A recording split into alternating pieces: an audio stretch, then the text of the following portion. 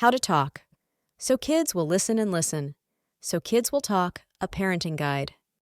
Adele Faber and Elaine Maslish's classic parenting guide, How to Talk.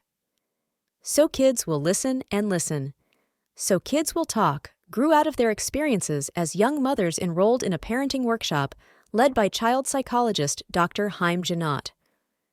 Over decades of teaching these communication methods, the authors refined practical techniques that help build healthier, more respectful relationships between parents and children. Central to their approach is the conviction that children's feelings matter just as much as adults, and that misbehavior often stems from frustration, confusion, or unmet emotional needs. Faber and Maslish argue that children, like adults, want to be heard and understood. When a child expresses anger or sadness, parents often try to talk them out of that feeling or offer immediate solutions. By validating a child's emotions, saying, for example, "It sounds like you're really upset because you couldn't play longer," parents communicate empathy. Crucially, Faber and Maslish emphasize that acknowledging feelings does not imply agreement or permission to do anything the child wants. Rather, it offers emotional support, which is the foundation for guiding the child toward more appropriate behavior or a constructive resolution. The authors illustrate how to acknowledge feelings through words that reflect and label the child's emotional state. In a household, tasks often need to be done promptly, like picking up toys or preparing for bedtime. Faber and Maslish argue that how parents frame requests greatly influences whether kids will comply. Common mistakes include giving direct commands, "Clean your room now," issuing threats, "If you don't clean up, no TV for a week," or using guilt, "How could you leave such a mess for me?" Instead, the authors offer more constructive tools to engage cooperation. Describe the problem or situation. Focus on the issue rather than on the child's character. Instead of "You're so messy," say, "I see crayons on the floor and blocks under the table. These could get stepped on and broken." Give information. Explain clearly and calmly why something needs to be done. Crayons that are left on the floor might get ruined if someone steps on them. Say it with a word. Sometimes, just stating crayons or blocks in a friendly tone is enough to remind children of their responsibility. Talk about your feelings, briefly. Expressing a parent's concern can motivate a child. "I get frustrated when I step on toys and hurt my foot." Write a note. For children who love novelty, a light-hearted note, "Toys, please come home to your box," can spark cooperation. Crucially, each of these techniques focuses on problem-solving with respect, rather than shaming or threatening the child. Over time, children become more willing participants because they feel they have some autonomy in meeting their responsibilities. When children misbehave, parents often resort to punishment, timeouts, scolding, or taking away privileges. Faber and Maslish acknowledge that punishment can yield short-term compliance, but warn it may strain the parent-child relationship and hinder long-term learning. Instead, they propose alternatives that address the root cause of the behavior, maintain the child's dignity, and encourage reflection. Several suggestions include: point out a way to be helpful. If a child has upset their sibling, focus on how they can fix the situation. "Your sister is crying. What do you think you can do to help her feel better?" Express strong disapproval, without attacking character. "I don't like this behavior, but I still think you're capable of figuring out a better way." State your expectations. "I expect you to speak respectfully, even when you're upset." Show the child. How to make amends. If the child has drawn on the walls, have them help clean it up. This approach teaches them responsibility and fosters empathy. Offer a choice. "Would you rather put the crayons away now or after your snack?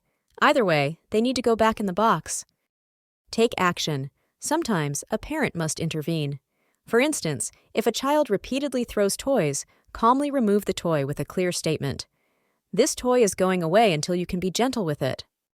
The authors believe these steps can reduce power struggles and convey a clear message. Misbehavior has consequences, but it doesn't define the child. Rather than feeling shamed, children learn responsibility. Children benefit greatly from feeling capable and in control of certain aspects of their lives. Faber and Maslish highlight 6 ways to encourage autonomy. Let children make choices.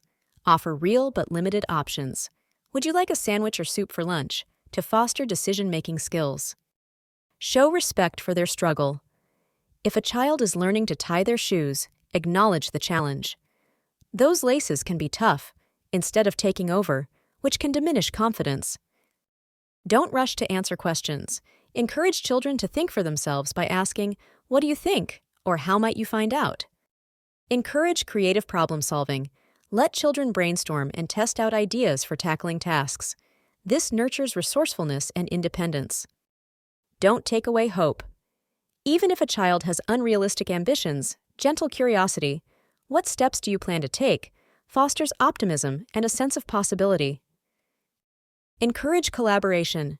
Invite children to contribute to household discussions or decisions, showing their input matters. By promoting autonomy, children gain self-confidence and internal motivation to meet challenges rather than constantly relying on parental directives or approval. Praising children is a double-edged sword. On the one hand, it can motivate them. On the other, broad labels like "you're amazing" can inadvertently pressure a child to maintain a specific image. Faber and Maslisch propose descriptive praise, focusing on the child's effort and specifics of an accomplishment. For instance, instead of "you're so smart," a parent might say, "You worked hard on that puzzle, even when it got tricky. You didn't give up." This type of feedback highlights the child's dedication and problem-solving process, encouraging resilience and a growth mindset. Descriptive praise also fosters a more authentic sense of self-esteem. Children learn that they can take pride in the steps they took, rather than some innate quality they might fear losing. By making the praise specific, parents communicate genuine appreciation for what the child has actually done. "You used a lot of bright colors in your drawing. I notice how carefully you colored inside the lines." Parents sometimes, without meaning to, lock children into roles by labeling them as the shy one, the troublemaker, or the responsible one. Even positive labels can be burdensome because they can create pressure to maintain a perfect image. Faber and Maslisch urge parents to avoid categorizing a child and instead allow them to explore their full personality. For instance, if a child has been called shy, the parent might gently acknowledge small social successes. "I noticed you asked Mia to play. That seemed brave." This approach opens the door for children to see themselves as capable of different behaviors, rather than feeling stuck in a limiting identity. How to talk. So kids will listen and listen. So Kids Will Talk is particularly valued for its handling of family conflicts. The authors remind parents to manage their own emotions first, taking a breath or stepping away momentarily if needed. A calm parent is better equipped to model the respectful communication skills the book promotes. When disagreements arise, parents can transform them into collaborative problem-solving sessions. Identify the problem. We can't watch 2 different shows on the same TV at once. Invite all ideas. What are some possible solutions? Let the children brainstorm without judgment. Evaluate options together. Which of these ideas is fair to everyone? Follow through. If a compromise is reached, like taking turns, parents should help ensure it's carried out consistently. This process teaches kids to approach problems systematically, respect others' viewpoints, and find balanced solutions. Conflict becomes a learning opportunity rather than a source of ongoing tension. A notable aspect of the book is its workshop-style format, with examples, dialogues, and cartoons that demonstrate the techniques in action.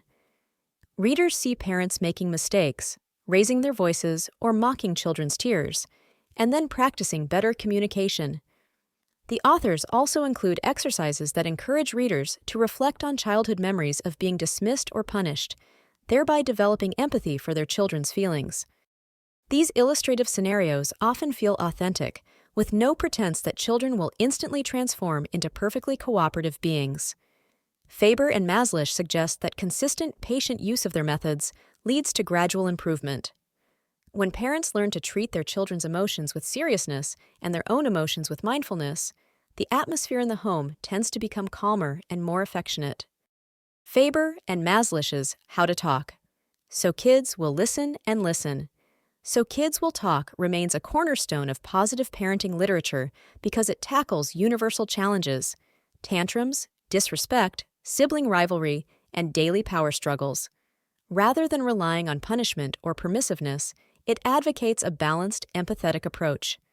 The authors stress that parents and children are allies, not adversaries, and that fostering cooperation, mutual respect, and emotional connection is both possible and profoundly beneficial. By teaching readers to listen without judgment, acknowledge feelings, and communicate requests in a solution-focused manner, the book sets the stage for more harmonious family interactions. Children who grow up with these methods typically become more self-aware, more empathetic, and better able to communicate.